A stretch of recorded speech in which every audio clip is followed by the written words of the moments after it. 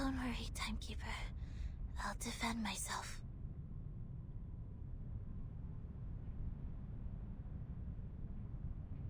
Back in the Foundation, I once won a public debate of a similar nature. This is my duty. I won't let it get in the way of the team's investigation. Sonetto.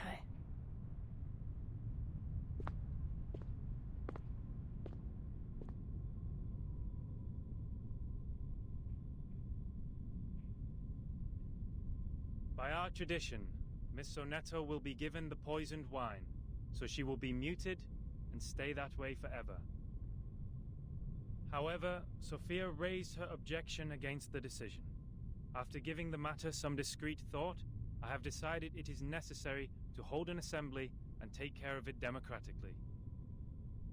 Those of you who agree to the death sentence may remain seated. Those of you who wish to commute Miss Sonetto's punishment, please put your pebble into the pot in the middle of the hall.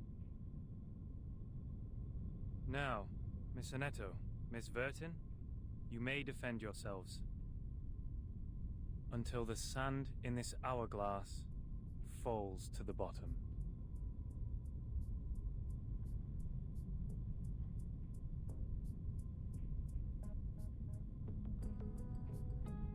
I am Sonetto from St. Pavla Foundation. I wish all the honorable audiences here would lend me their ears to hear my defense as a humanitarian gesture. What number are you?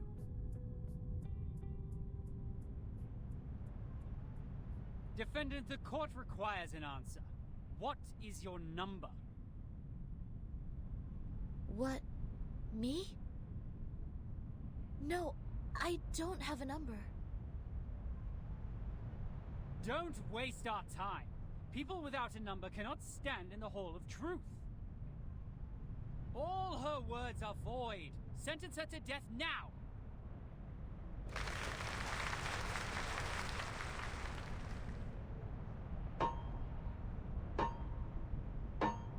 '42's argument is valid. Defenders, what do you wish to contend? What? It's valid?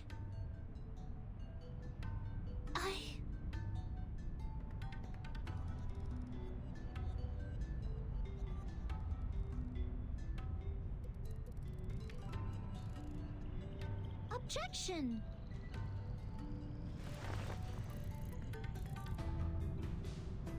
According to the record, the last time we inflicted severe punishment was in 1980 to a visitor who ate beans. He ate a carbuncle that feeds on beans. Then he was sentenced to death according to the set theory. In our scripture, eating beans is the most evil sin, which undoubtedly fits the most severe punishment. But if we are now executing people for breaking the silence at the assembly, how would it reflect our attitude towards the consumption of beans? Has the latter become less sinful? I suggest Sonetto's punishment to be commuted. A good argument. 37's argument is deemed valid. The debate will continue.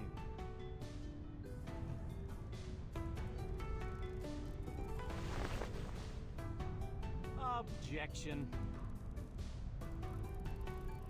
The punishment for eating beans is to throw the offenders into the Gorgon current, while the punishment for the silence breaker is to drink poisoned wine. Among all the punishments we have, there's no other punishment more dreadful than being thrown into the Gorgon current. Because eternity and infinity are the two things we have the least knowledge of, which makes them the most ghastly punishments among all. Giving her the poisoned wine doesn't make the consumption of beans less sinful. Her argument is invalid.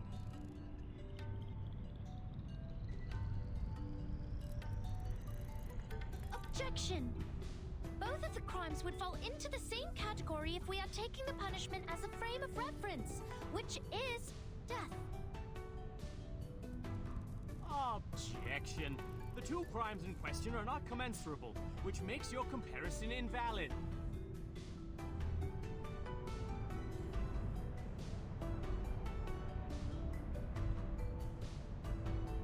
What's this?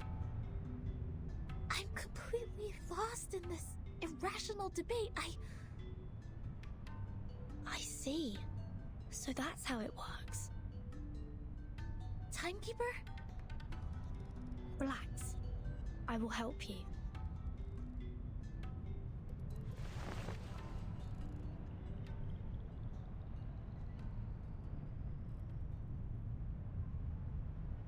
I object.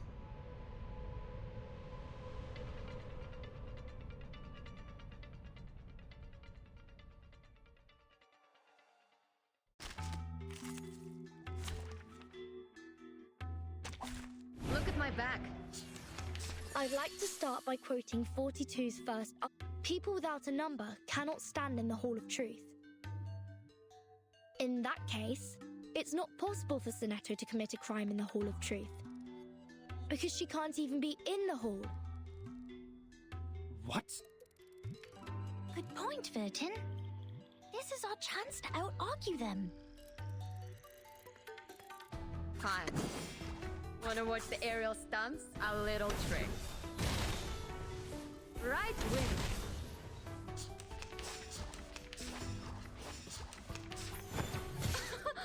Haven't you eaten? Веде, хорошо. Swallow my exhaust.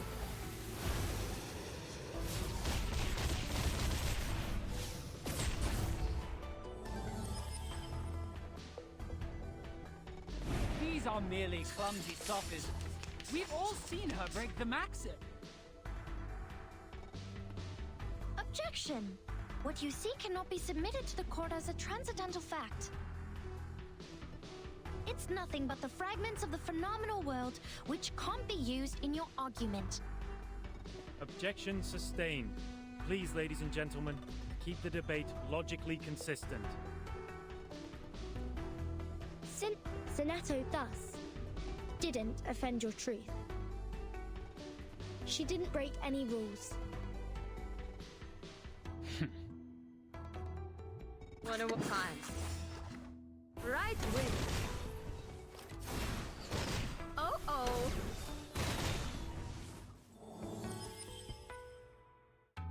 Objection! The rule breaker has a number. We can all tell that she is very likely an integer. Therefore, she should be identified as an unknown number, not void. Your sophism has failed. 42's argument is held valid. Is there anything else you'd like to add, defendant? Tell you a secret, Vertin? We would call criminals negative numbers. I got it! Ved time. Swallow my exhaust.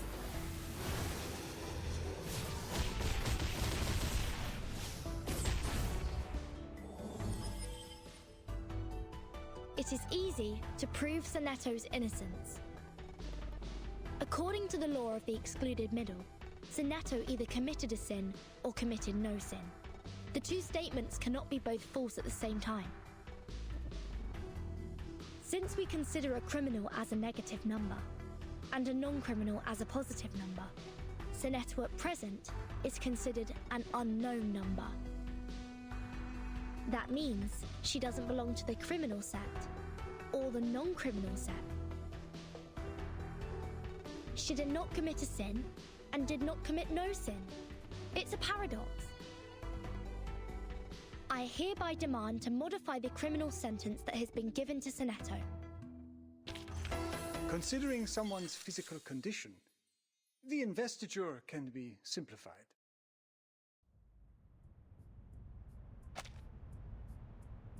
The law of excluded middle. A good sophism. Good for you to create a paradox from one sentence of my argument. But pitifully, you've made a fatal mistake. You've taken my argument as the basis of your defense, I said people without a number should be expelled from the Hall of Truth. You don't have a number either, Miss Outsider. Based on my argument, which has also been approved by you, I argue that all your arguments are invalid. There's no time left. 13 has a number. I saw it. What? 37, do you know what you're saying? Yeah. I read her number. Just now. 13's number is 0.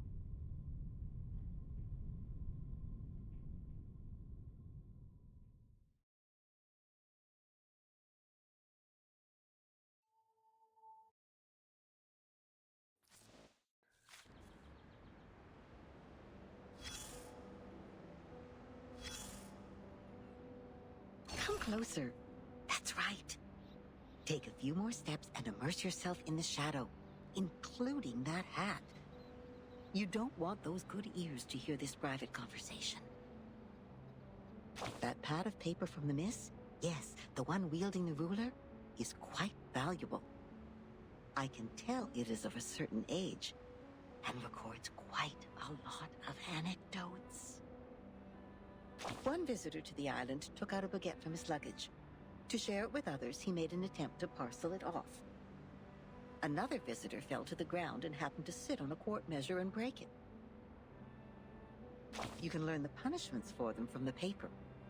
The former was thrown into the sea, while the latter into the further sea. Only God knows how this wine-dark sea holds so many visitors. Oh, the debate!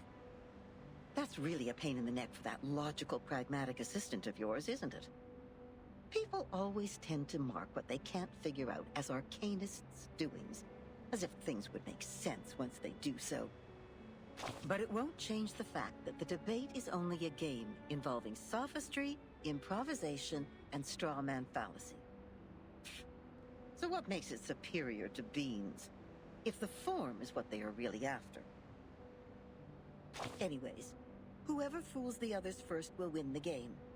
No arcanum at all. And that argument of hers is the best attraction for the audience. A special number. A 0. That's ambitious, darling, and I love it. But you need to know that infinity is the most unfamiliar thing for the people, and that's why it triggers the most curiosity. Whoever tries to eat up this elephant with one bite will get all bloated and pinned by their own weight, waiting to die like a turtle upside down. By then, I guess you would be eager to throw up the elephant and turn back into the adorable, easygoing 0 we all like. See, just like you, people are always on the way to finding something that can satisfy them undoubtedly. As if what they already have was disappointing. They stare at the flame of the matches, read the tea leaves in the cup, and bustle around the instruments with star patterns. Now, back to the number we just talked about. Oh my! It's the prediction of your whole life! Can you believe that? You owe that spirited little genius a thank you. By the way, what do you see in her number?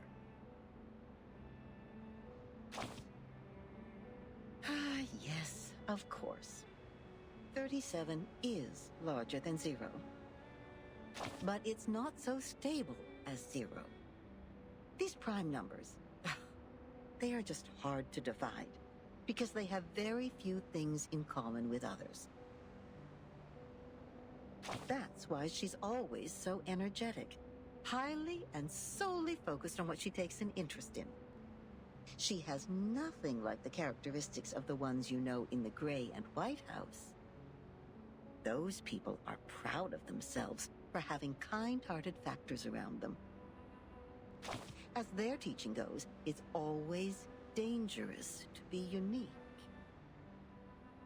But some look up at her again and again, exactly because they can sense the danger in her. You are also a good example.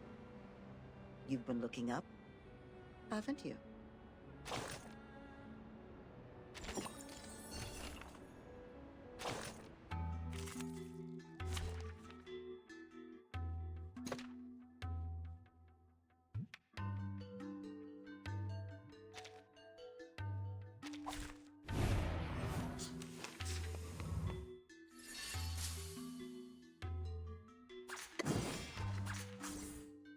Are you irrational numbers? Form is a bubble.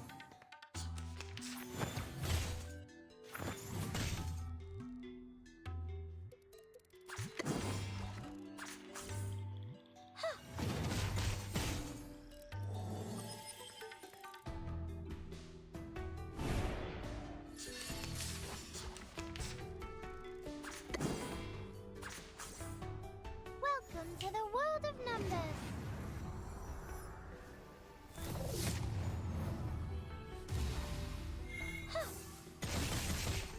Are you irrational numbers?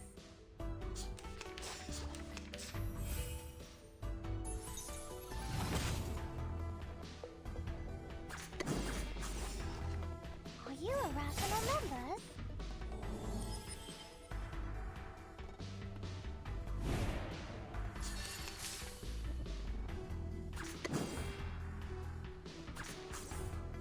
Welcome to the world of numbers.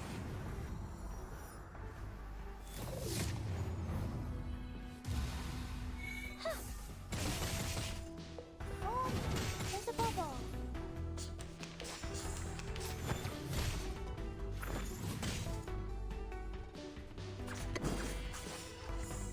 Form is a bubble.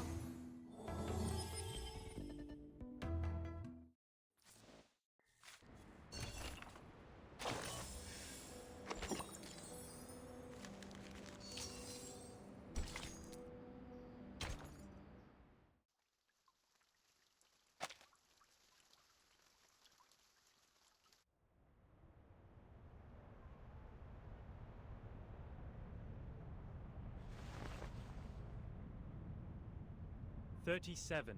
You just said Vertin's number is 0. Do you know what it means?" Very clearly. Would you be able to submit proof to Apeiron? No problem. Half of you in this hall have put in the pebbles.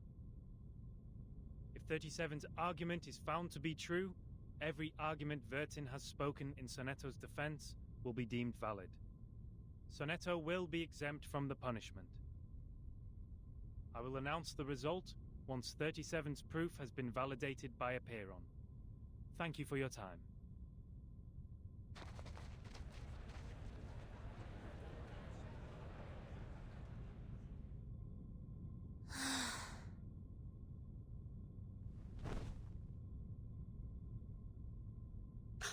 Sonetto! Timekeeper, I'm so sorry. I tried my best, but still I couldn't understand the debate. I failed again.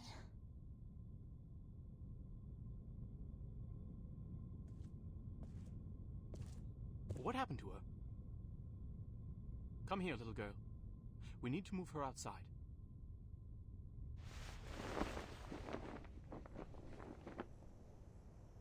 Lie her down on the ground and wipe her palm and feet with dew and peppermint oil.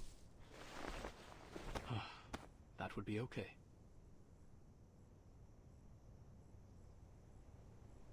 Thank you. You're welcome, the distinguished number 0.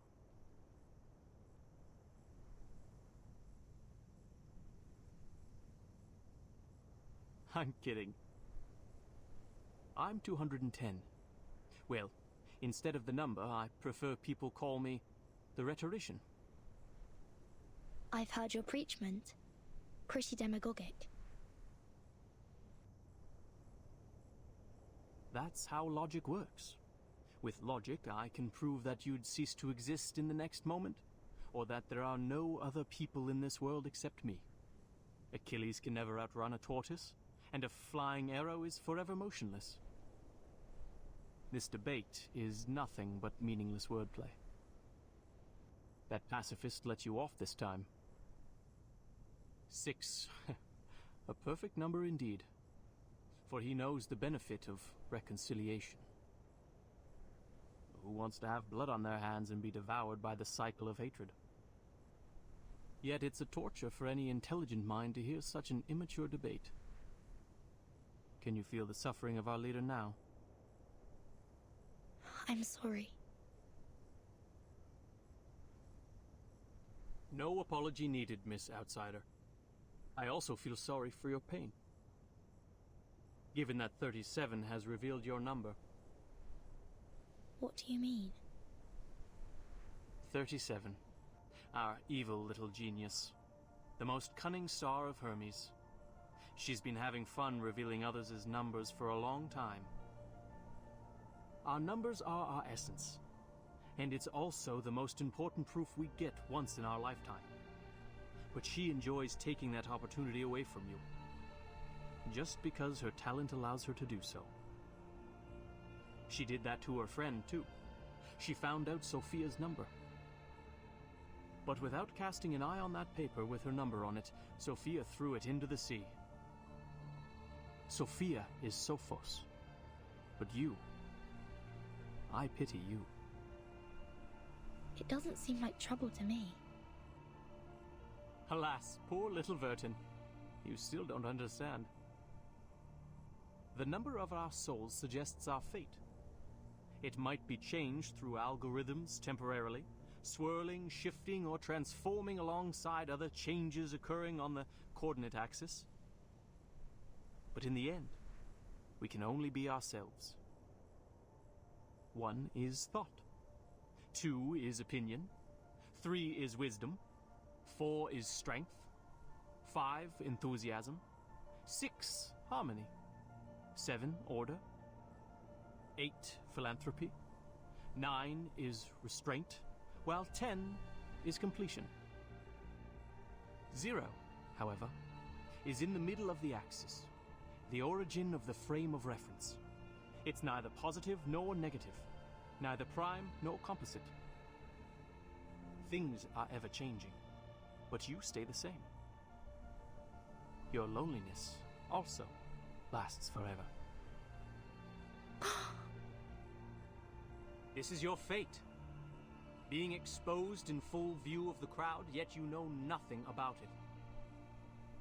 37 was acting on impulse, yet she opened Pandora's box. She leisurely reveals your fate. That carefree behavior makes no difference to picking up a shell on a beach. How could I not pity you?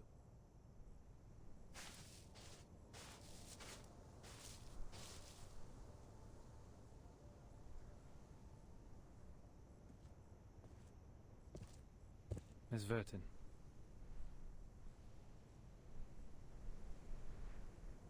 "37's proof has passed the review. Your friend will now be exempt from the punishment for violating the rules. However, she has to take some catch-up lessons on the scripture. Please, meet me at the hall tomorrow at noon. I would have words with you."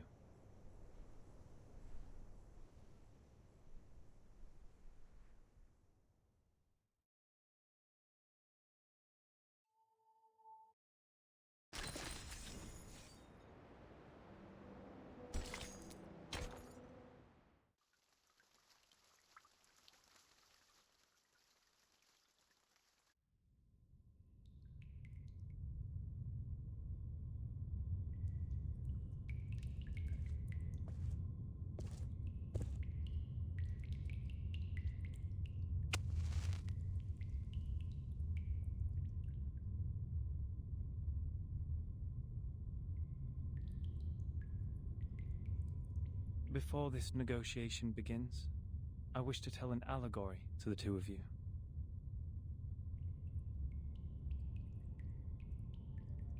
A group of people were imprisoned in a cave. Behind them, there was a fire. Before them was a tall, solid wall. Their legs and necks were chained and fixed, so they were constrained to look nowhere but to gaze at the wall in front of them. When they dropped their eyes, they saw their own body. When they looked up, the flickering light of the fire fell over them, and they only saw the shadows of what was passing behind them. No one had lived one day outside the cave. The shadows cast on the wall all there was to be perceived as reality. They had no knowledge of the real world. One day, one of them escaped from the cave, walked into the light, and saw the true world with his own eyes for the first time. Everything he saw or felt in the cave was nothing more than a mere shadow of the object's true form.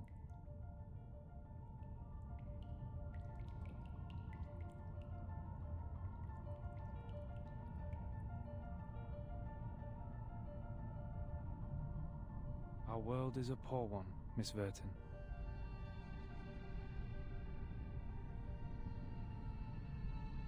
The phenomenal world is the cave in this allegory, where we are surrounded by shadows or some humble fractions of the truth.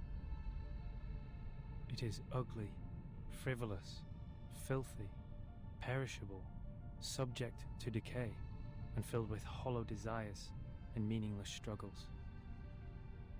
Only the wise can walk out of that cave and see the world as it truly is. In that eternal, transcendent world, everything is in its most perfect form.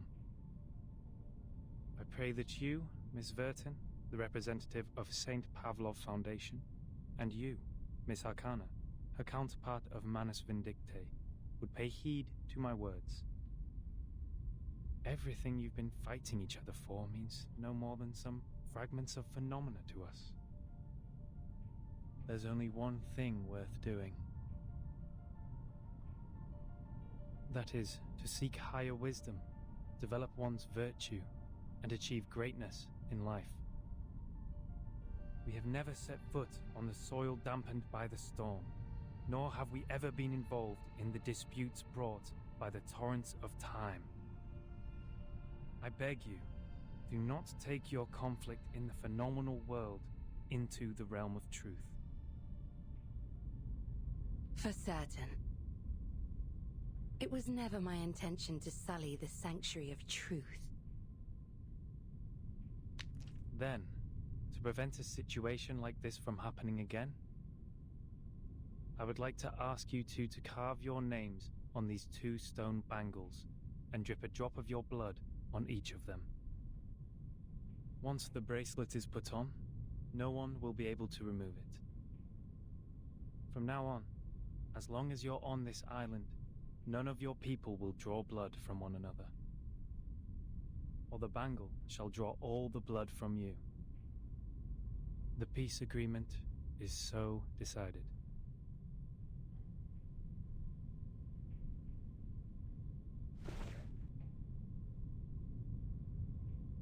I appreciate that. I'll sign it.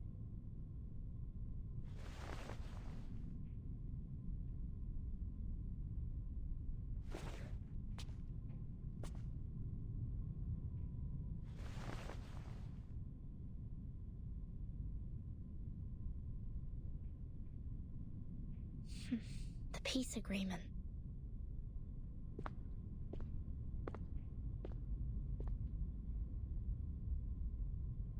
Lady Verton, we meet again.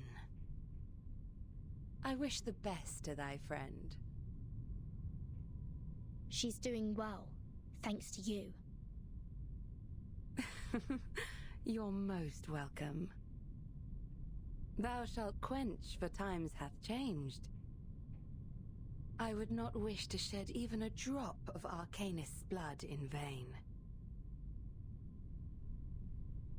But Schneider should be the victim of a merciless bullet?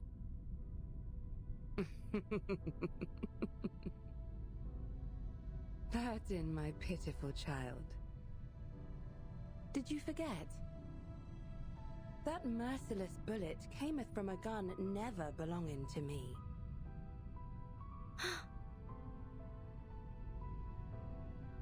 What's Manus Vindicte's purpose to be here? Hearken the archaic wisdom. Just as thou doest.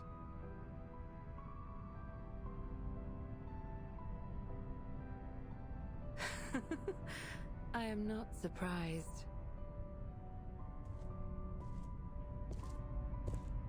I adore thy visage, Lady Verton, emotionless in the storm.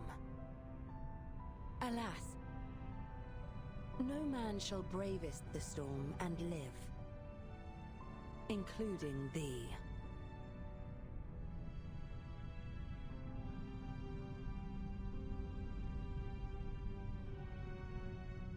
A wooden box in the Elitiaus base has my name on it. Was that your doing? Sadly, it wasn't. I hope thee findeth the answer satisfactory.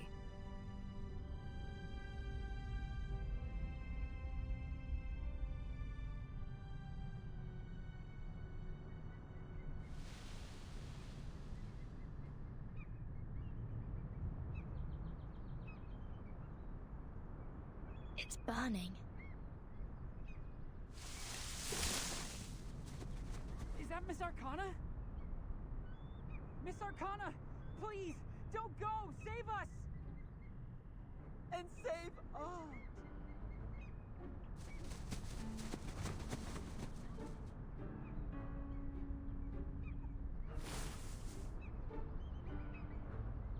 No!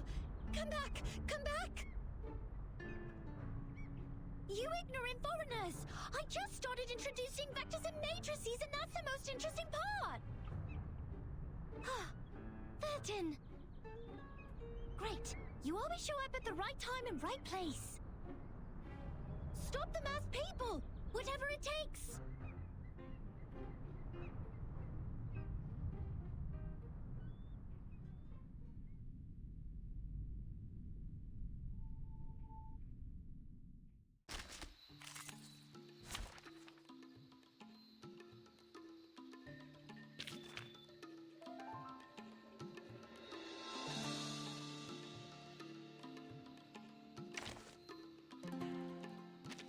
Wait, give me 10 more minutes. Shall I ask the enemy for their tactics?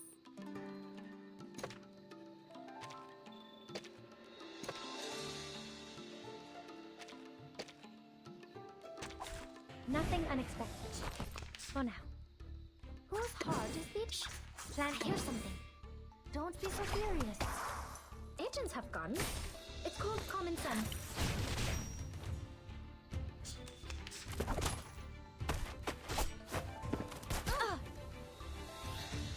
Bravo. Merci. Handy. Fight for the unarmed. Fight for the unarmed. An unconventional choice.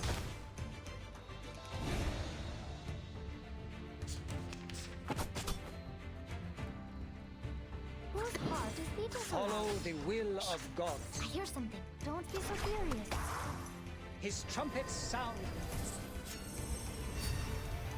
The judgment day has come.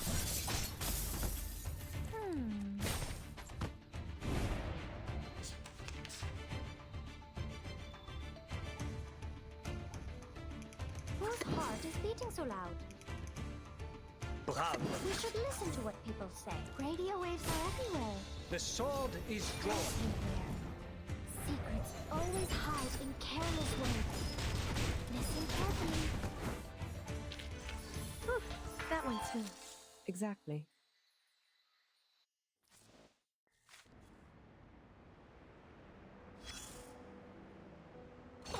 Look at you, climbing out of the cave in the allegory, all dusty and dirty like a little savage. They must have tried to fill your little brain with long preachment. But you should feel lucky. Because at least they didn't give you a quiz right after that. Oh, that's our expert on absent-mindedness. Yes, we should bear in mind those glory days of yours back in school. Try to reach the corners of your mind, if you would. And there you will find another bunch of people standing in front of a stone table. Yes, those people in gowns. White gowns with gray diamond patterns.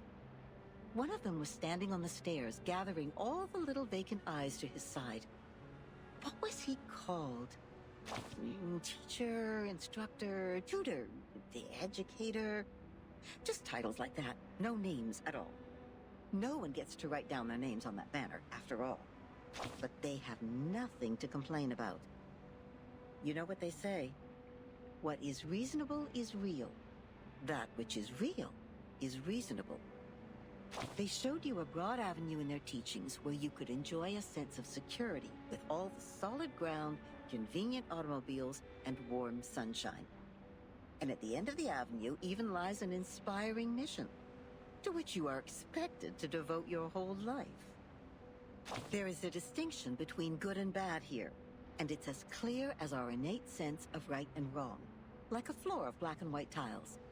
Any stains on it will be noticed immediately. But in fact, there exists another path in the woods. It's much less traveled, leading to the unknown darkness which cannot be seen with eyes or proved false. You may even experience indescribable chaos and madness there.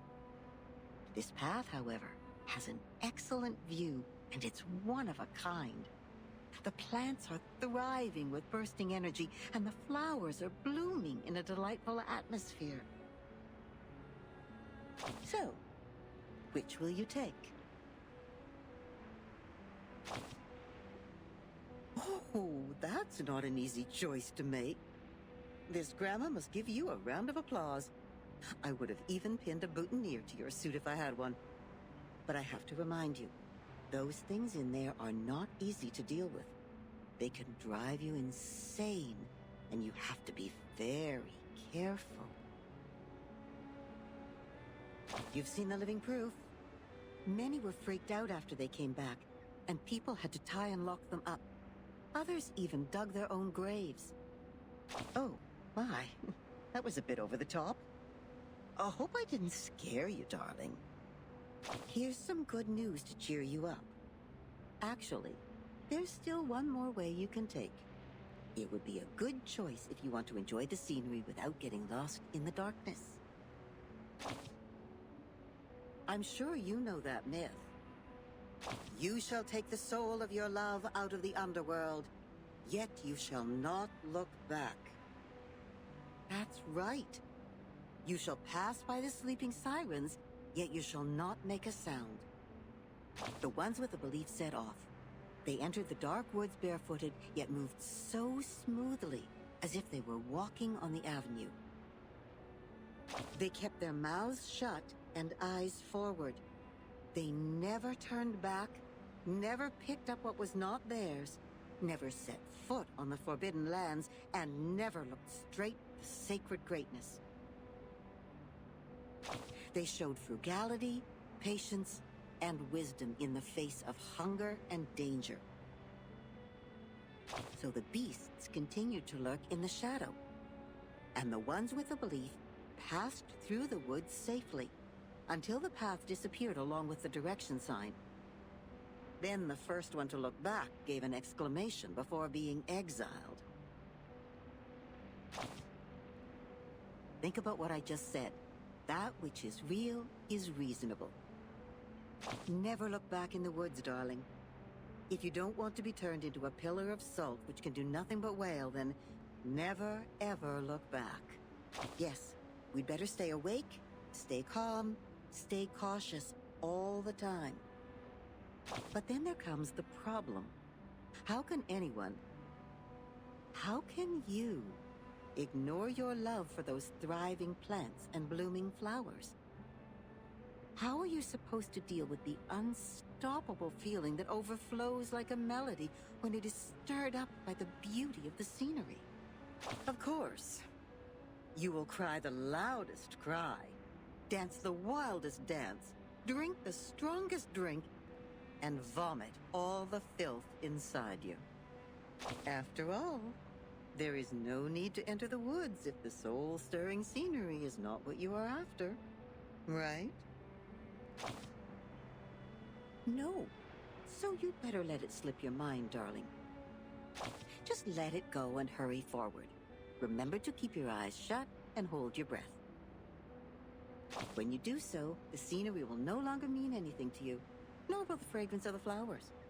You will get out of the woods and reach where the truth lies. Is that what you want? Don't worry. We have plenty of time. You may come back at any time and pick another way.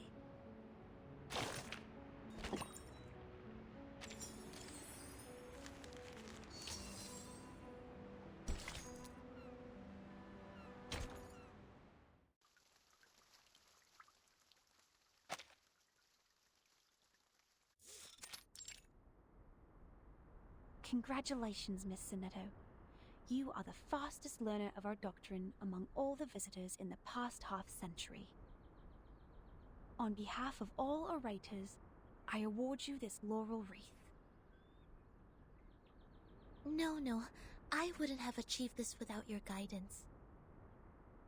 Those mathematic statements are really inspiring. I've learned a lot. But there's still something confusing me, such as Pythagoras and his golden thigh, his memory of the previous lifetimes as the son of Hermes, and the transmigration for every 216 years. Could you please tell me more about these?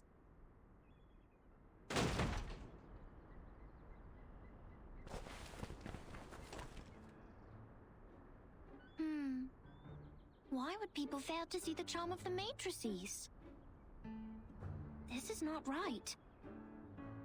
I need to spend more time on teaching. Anyone, save us! Thus my journey of art is doomed to fail. I really don't want to study maths anymore. Help.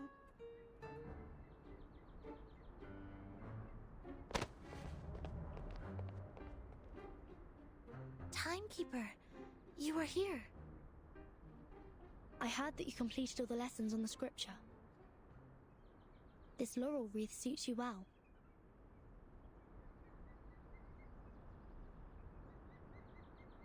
Timekeeper, I'm sorry. At the assembly, I failed to understand the arcanist's logic. It was totally different to the debates I have participated in. But now I have... That was not your fault, Sinetto. It is now behind us. I need to tell you something more important. I've signed a peace agreement with Arcana, and the price of breaking it is... death. What?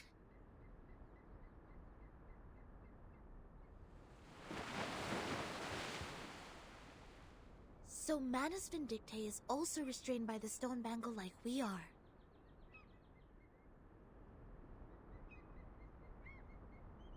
Yes, she put it on without hesitation. But I don't think her purpose would be as simple as hearkening the ancient wisdom.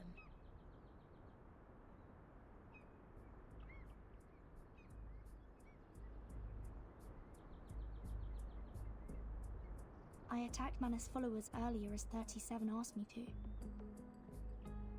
But I received no punishment from the bangle.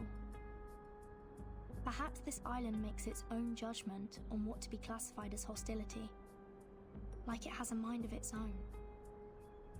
Sinetto, do not report this to the headquarters before we figure out how the bangle works. After all, there are many other things to investigate on this island, other than Manus Vindictae. I see. I will contact Miss Juvis and Miss Moiselle first and keep an eye on Arcana. Timekeeper, this island, the Manus' mask, and your suitcase are all immune to the storm. Does this mean we could collect more asymmetrical nuclide R samples?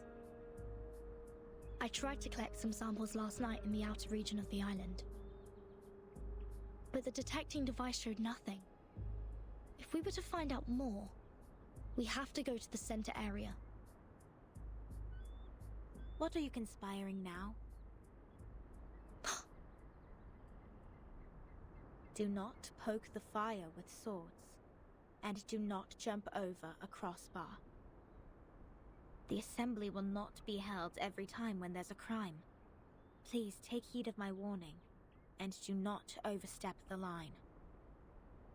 Learn a lesson from them.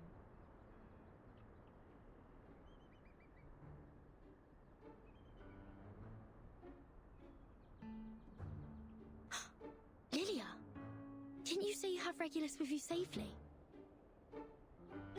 Apologies, Vertin. I was going to rescue Sinetto through a very creative underground tunnel. But things didn't quite go as planned.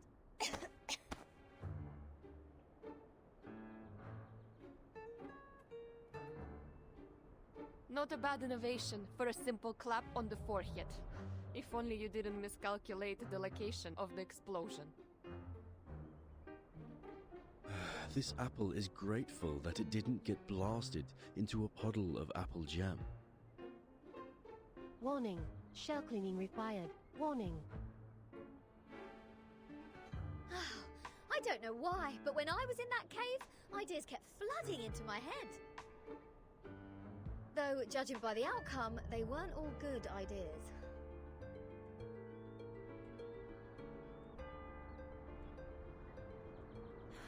On a routine patrol, I found them trying to break into the cave. I'm not surprised that an irrational number would try to trespass on forbidden grounds. But you two? The integer and the fraction? What were you doing with her? This is a serious crime.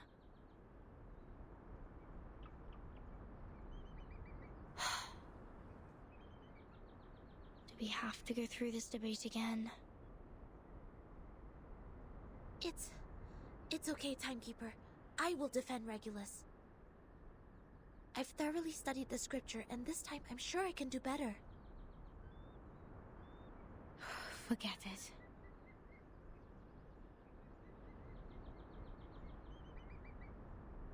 Forget it. It is unwise to waste time trying to understand an irrational number's motive. Besides, we should let the reckless take care of the least important matters. That's it. Regulus, you will come with me to clean the beach. Huh? Me? Again? Since you have too many floating points, words of discipline would not work on you. We would have suggested you study with the rest of the students here. Abstain from eating meat, bathe in cold water, rise with the Apollo star, study our doctrine, read the scripture aloud on the beach, so as to remove your floating points and purify your soul. What? I won't do any of that. But taking your peculiar character into consideration, I decided that some compulsory labor would be the better option.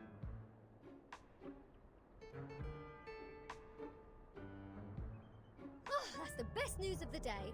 I'd rather clean up the rubbish on the beach than be surrounded by people giving sermons all the time.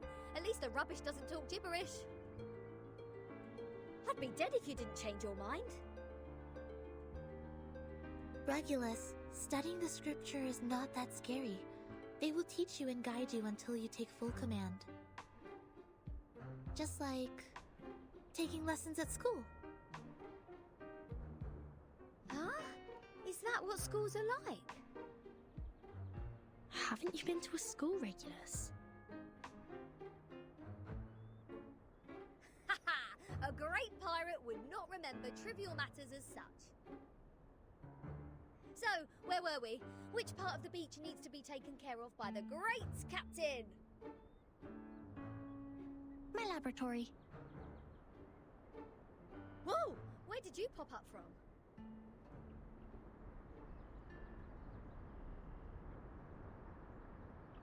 "37. Aren't you supposed to preach to the visitors? I've seen their numbers. A group of negative repeating infinite decimals. They will achieve nothing but to repeatedly step in the river of mistakes. I gave up on them. Fine. Those of you who are complicit in breaking into the cave will also be sent to labor. Sinetto and Lilia will come with me to patrol. Regulus, you can go clean the lab.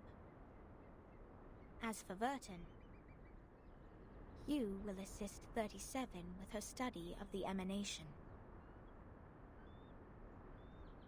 Don't waste more time on the trivial matters of the phenomenal world. Integers. That was the sole reason you were on this island, was it not?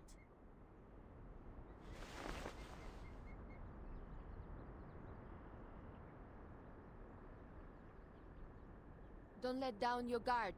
The arcanists on this island are not as easy to deal with as you imagined. Down in the cave, I heard some pretty alluring and intriguing anecdotes. Miss Lilia, this way. You will cover this area. Stay on the radio.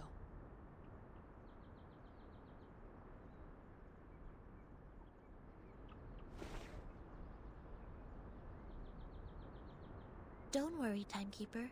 Lilia and I will keep an eye on Manus Vindictae.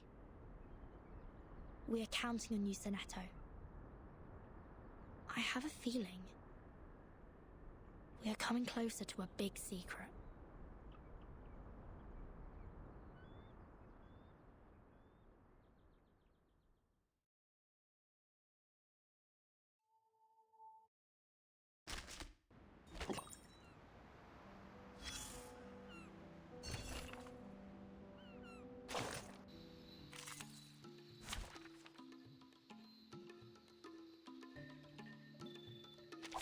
Nothing unexpected. For now.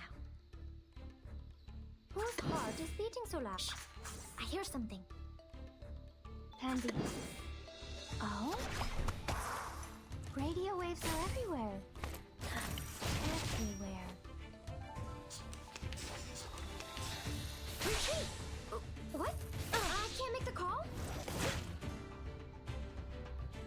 Plan A. I hear something. A mic's pass. Radio waves are everywhere.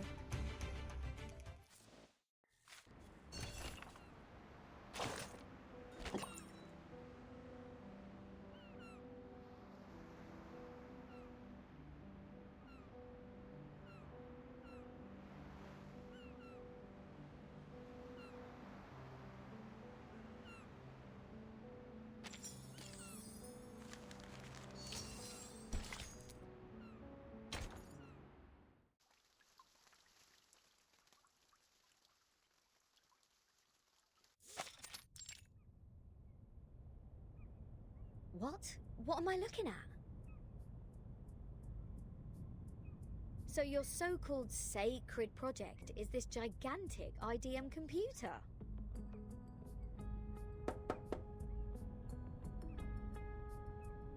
I was curious about them during my stay in Laplace. Those later versions of the model are so much better than the 66 ones. But this one doesn't seem that far advanced to those. This is not a junk piece the man has sold you, is it? Items of the phenomenal world are all a waste. This one is long broken. After the emanation, we couldn't find anyone to repair it. Why do you keep referring to the storm as the emanation? What does the emanation mean? It is the waves of Numa. We are the expellees of the world of forms. We were banished to this damp and dark cave. Everyone here is obsessed with the fake light on the wall, but forgets to look for the truth. Numa, however, will lead us to escape the cave and return to a more supreme realm. Eh? You make it sound like we're living in piles of rubbish. Aren't we? Of Of course not. If you ask me, I'd say you have absolutely no idea how wonderful the outside world is, because you have never left here to try it yourself. Dr. Pepper, the music festivals, Rory Storm, the Hollies, and the Rolling Stones. Oh, there are too many to count. If it weren't for this sick storm, I would still be riding a motorcycle in one of those races in London. Your soul must be pretty contaminated. And the computer, they can calculate extremely large numbers within seconds, better than hundreds of thousands of you combined together. In the case of numbers, it's not the bigger the better. Also, this computer has never played a useful part in our study. Come on, mate. You people just leave it in a cave.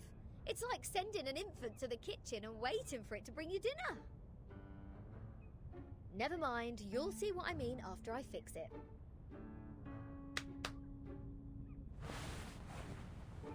Can you fix an IDM Regulus? No, but I've seen the Laplace people do it. Shouldn't be too difficult, I assume. Oh, the dust! When was the last time you sent people down here to clean? Oh, some critters are nesting here. Oh, did I break into your party? Bertin, come give me a hand. They won't let me touch them.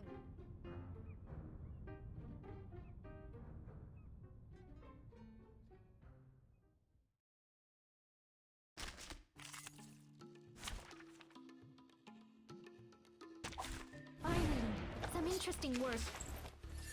Whose heart is beating so loud? Shh, can we hear something? Oh? Radio waves are everywhere. Everywhere. Dang, dang. The plan failed. Brave, merci, brave. The sword is drawn. The sword is drawn.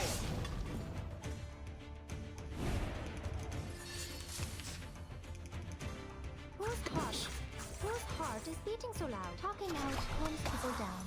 Agents have guns. It's called radio waves are everywhere. Everywhere. Dang, dang.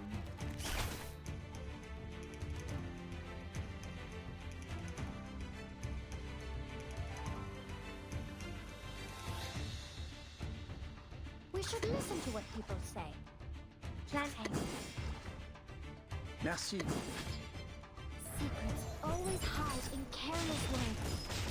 Listen carefully. 3, 2, 1, down.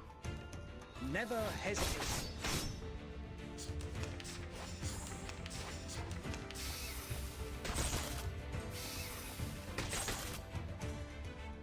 Brave. I can't believe it. Radio waves are everywhere. Stay low profile. I don't...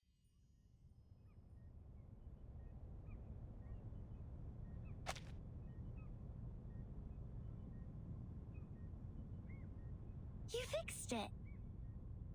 It's great to have you clean the laboratory, Regulus. Your floating point immediately reduced. Oh, is that a compliment? Sounds like one to me. Thank you. It's a wordplay, Captain. Infinity minus any numbers still equals to infinity. Fine, fine. I should have given up the idea of changing your eccentric sorting system a long time ago. What's the meaning of humans inventing computers if these machines were only left here for some critters to nest in? Thanks to you, now we can have a look at the previous models, Regulus. But it's a pity since it only has the data before 2003. Everything in the past 4 years has gone missing.